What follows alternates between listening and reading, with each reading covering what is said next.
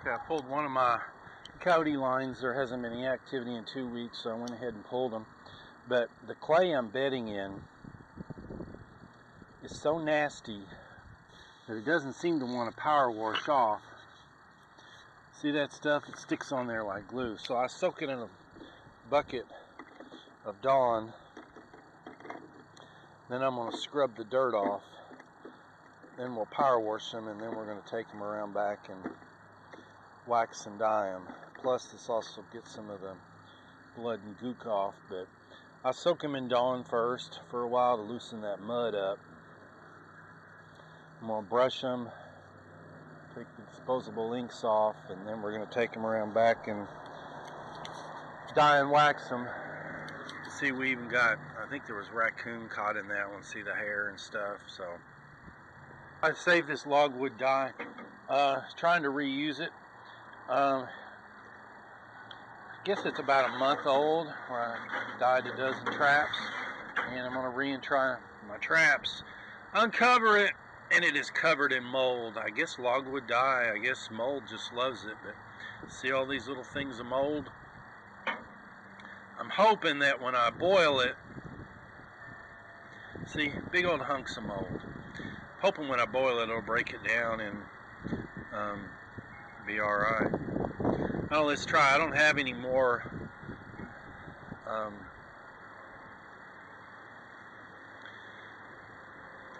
dye, and I don't want to have to wait till I want to get this done today. So I want to dye and wax these traps. But I like to paint my traps when they're new, but after you get a coyote gets a hold of them, I mean, they chew all the paint off of them, and there's no way to, unless you're going to sand them down, paint ain't going to stick to that rust. So then I have to go back to the old-fashioned dye and wax, and mainly concerned about preserving my springs is my big reason. Really not worried about scent control. But anyways, let's get this thing fired up, see what happens. Show you is, if you look at the traps that I had painted, okay, they held up a lot better than the ones that I had dyed and waxed. I don't know if it's just the really acidic soil I'm bedding in, but if you paint your traps like I did and treated with floor wax, out of all my traps, that one held up the best. Now these all had yotes caught in them, and see how the yotes, they literally chew the paint off of them. So, but at this point, with all the rust in the springs, I see no other option unless I soak them in muriatic acid. The instructions say 30 minutes to an hour, but this is the second time I've used this dye. I don't know how much dye is left in it, but my experience is they need to stay in there to their, it's a sort of a chemical reaction. Little side note, this is why I'll never buy a Duke trap ever again. I bought these from Real King when I didn't know there was trapping supplies with better traps. But when I pulled these traps the other day, this piece of junk Duke trap reeked of skunk, and you can see there's some fire right there. But where's my pan? I mean, this is the way I found the trap. Some black hair in it, and my pan's gone. So something tore the pan off of it and managed to pull their leg out of it. So I'll never use anything but MB550s. I am going to try the Bridger No. 3 dogless, but I'm just not a fan of these Duke traps. They're just, I don't know what to say about them compared to, I don't like the chain on a Duke. I'm not going to spend 10 bucks buying a trap and then have to replace the chain. I mean, that's smaller than what's on the swing set. And I like them base plated. This isn't base plated. I don't like this on the end. And I think what happens is when the animal gets caught, they can pull sideways on it instead of having it base plated on the bottom. So, just sitting here waiting for the temperature till I start getting bubbles coming up, and we're going to put all the traps in there. There is a couple in there now, but still got a ways to go in temperature. One thing I think people do wrong when they so-called boil their traps is, if you read the instructions, it says let traps simmer in hot water just below the boiling point for approximately 1 hour. Note, it says below boiling point. Not boil your traps, but simmer your traps. One of the things I forgot to tell is when it gets up to the temperature that I want it at, there should be so much steam rolling off of this that you can't see the traps or the water.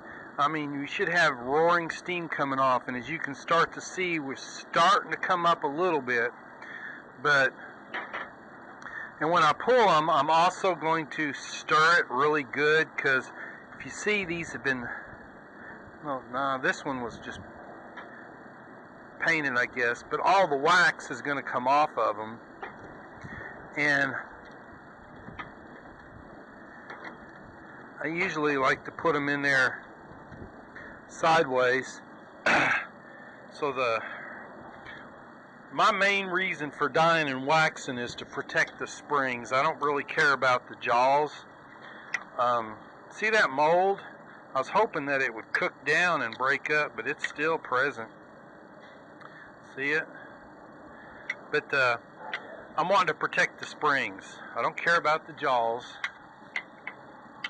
or even the pan, but I do care about the springs, because if you take care of your traps, they will last a lifetime. I got some old Victors from when I was a kid. That conibear there is from when I was 13 years old. Used to catch raccoons in trees with it. But anyways, still waiting for the temperature to come up. Like I said, it should be boiling, simmering, but there should be so much steam coming off of it that you can't see the water. And that's about where I want the temperature, and I want it to stay there for a good hour. You're starting to see some of the wax coming off of it because they're heating up. But another advice is, don't do this on a windy day like it is. I mean, it's taking way too long. I'm wasting a lot of propane because of the wind. But here's a 550 that found that the other day. I'm going to use that for put bait under it, keep it. Anyways, 4-coiled MB 550. I will never use offset jaws again. My state does not require them. I had a possum pull out. That's what I finally figured out it was. That MB 550, or no, it was one of these other ones, was sprung, and I think the possum's hand was narrow enough that he pulled out of these offset jaws. And I'm just not I don't think they do anything, to be honest with you. If you take a dowel pin and stick into and trip your trap, and you measure it, tell me what that offset jaw does. I think it's just a looks for the antes, but if you put a 1-inch dowel pin in there, spring your trap, it doesn't matter whether it's offset or not. I just don't understand what an offset jaw is supposed to really do. But anyways, still waiting for I just added these traps. You can see all that mold. I was hoping it would cook off. So, added those traps, so you know what that's going to do to my temperature. Going to have to wait for it to come back up some. So, back in a little bit. If you have a windy day like I do, you need to put up some type of windbreak. But anyways, now you'll start to see the wax coming off. Now, I really would, I'm either going to stir it up really good to get it out of the way or skim it, because I really don't want any of that wax on my traps. A lot of people will pour their wax on top of this dye and try and dye and wax at the same time. I don't agree with that.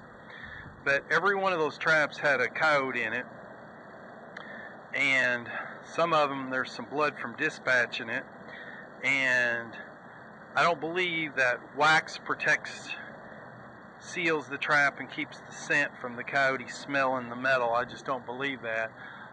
Go get one of my wife's candles and you tell me. You add scent to a candle and that's what makes it smell.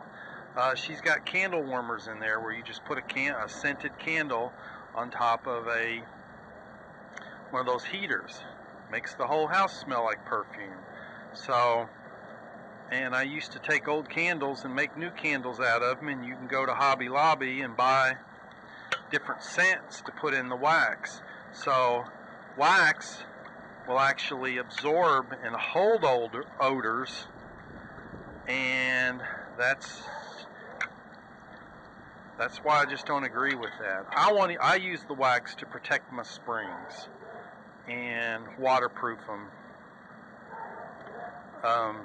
So I've either got to skim this wax off or something, because I do not want, it's tainted wax and I do not want it getting on my traps. When I'm done dyeing them, it's still not steaming like I need it to. When I get done dyeing them, I will wax my traps, but I use a double boiler method, and I'm going to dip them in pure wax.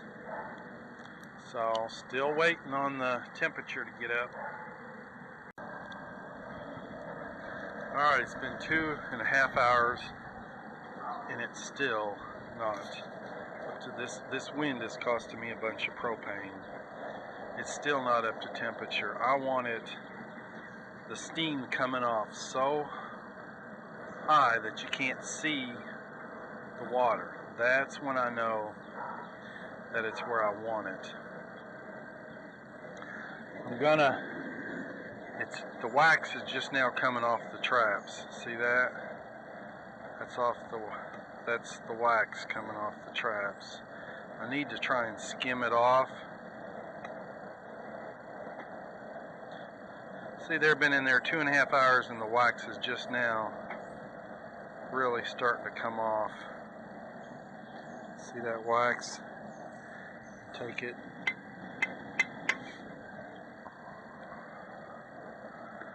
So it's still, I just can't seem to get it hot enough with this wind blowing like it is.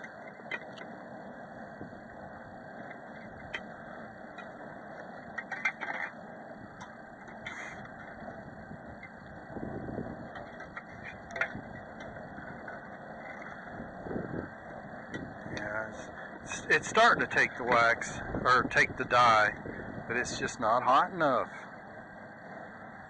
I want that water just, if it's not hot enough, see, these traps, see how that water's still beading? These traps still got wax on them. With this wind like it is, I just cannot get it.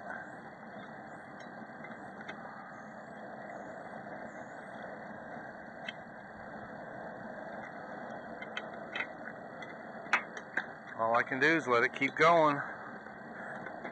Maybe the wind will cut down a little bit.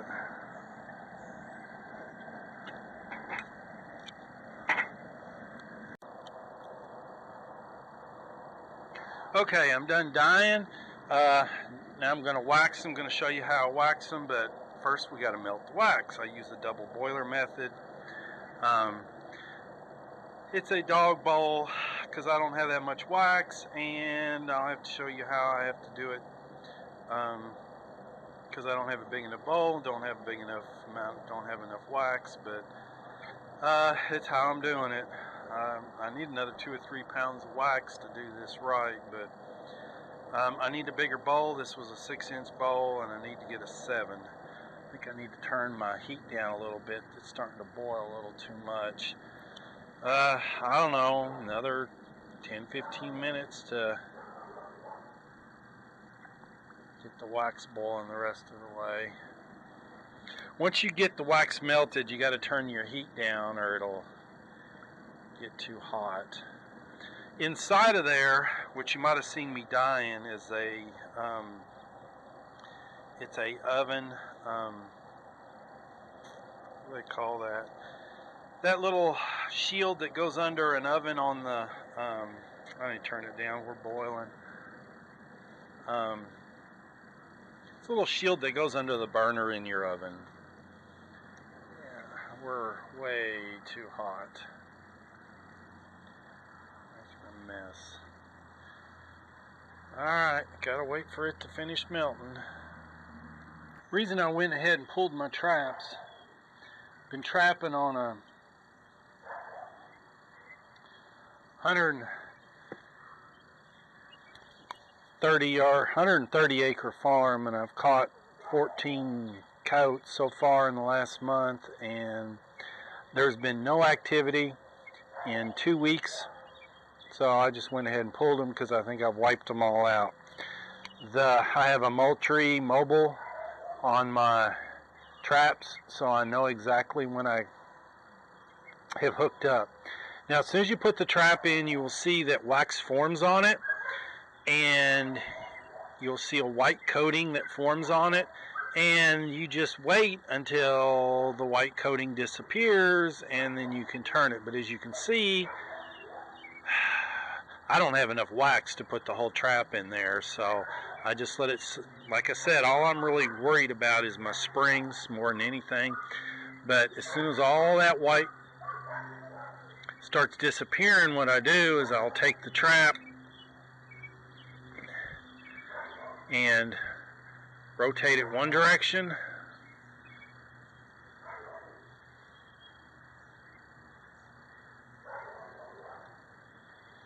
see, you got to heat the metal up to the temperature of the wax.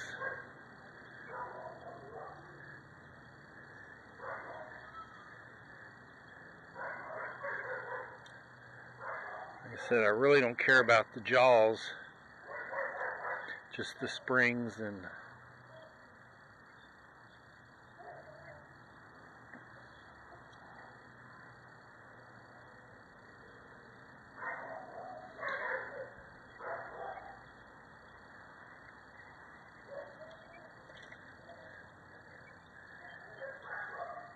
I don't care anything about.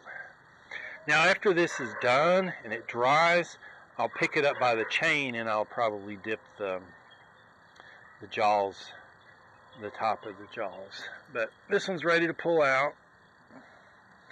I didn't do like some people and spread the jaws. I don't know if you can notice, but there's actually a piece of raccoon fur still stuck in the jaw. But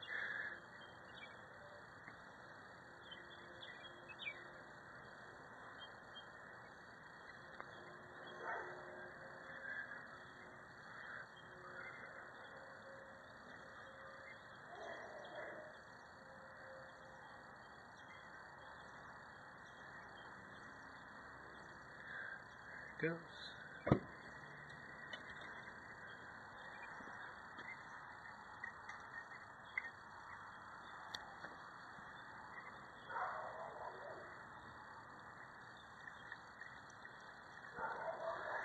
Let it sit there and all drip off. I got a problem. I just ran out of propane. Ain't that just dandy? Anyways, let it drip so you save as much wax as you can.